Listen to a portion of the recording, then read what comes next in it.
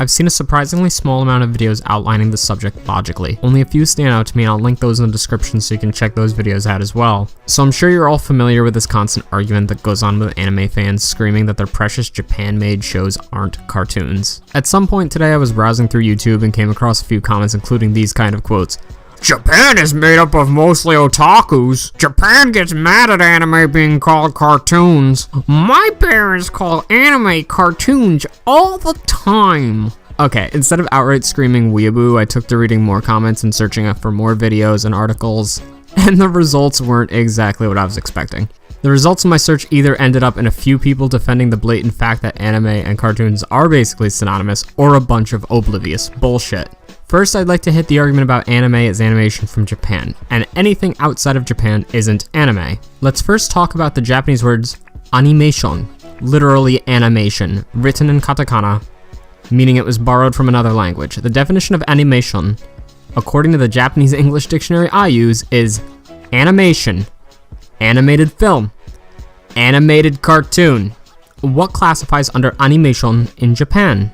Literally anything that is animated. See the definition? Animation. Toy Story. Check. Ed, Edd n Eddy. Yup, fucking Dora the fucking Explorer is an anime. The term anime has taken on its own connotation, much as Black Star Anime outlines Cartoon has in his video of this subject, which is one of the videos I linked down below, by the way. The same can be said for the Japanese definition of otaku versus the way otaku is used in the anime community. Denotations of such words aren't really relevant here, are they? Another argument people put up is that anime is somehow more mature than cartoons are. So let's deny the mature themes presented in Disney movies and just focus on the idea that they're children's movies. In that case, we could do the same thing for Hayao Miyazaki's movies. Does arguing that any of those are childish make any sense just because they're family friendly? For example, you have Princess Mononoke, which has some really disturbing scenes in it. Some that are a little more than what a young child should see, but you could argue the same in Disney movies. Mufasa's death, Bambi's mother's death, those are completely meant solely for children? Really? I guess it makes sense that Ghibli and Disney work together.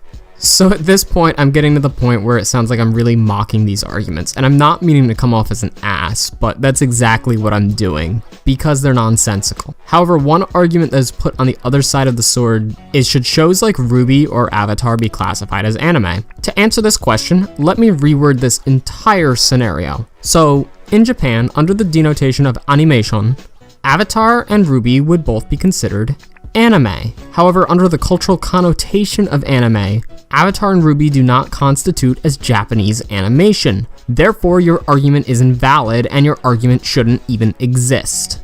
What we should be focusing on is not whether or not something should be called something, but where it drew its influences from. Because Japanese animation draws just as much from foreign animation as foreign animation draws from Japanese animation. Like the famous Akira bike scene. Yeah, that was used in a lot of things. To argue this moot point is to literally strengthen the connotation behind the word anime. Some of you pro-Japanime people know that there's outsourcing involved in the anime industry, right? That means not everything is made in Japan. So, truthfully, that should put Ruby and Avatar up in the air, as they've drawn major influence from the Japanese style, but you know, it doesn't really matter, as I've been saying. The last point I want to tackle is the concept of animated series. I've tackled the maturity values of different things, and a lot of more mature shows tend to tack on the quite literal suffix, the animated series. A lot of DC and Marvel shows do this, Star Trek did, and even more shows did. But I think the largest thing that I want to tackle stems from the studio Polygon. I'm not quite a huge fan of Polygon's work. I've never had any drive to watch Knights of Sidonia.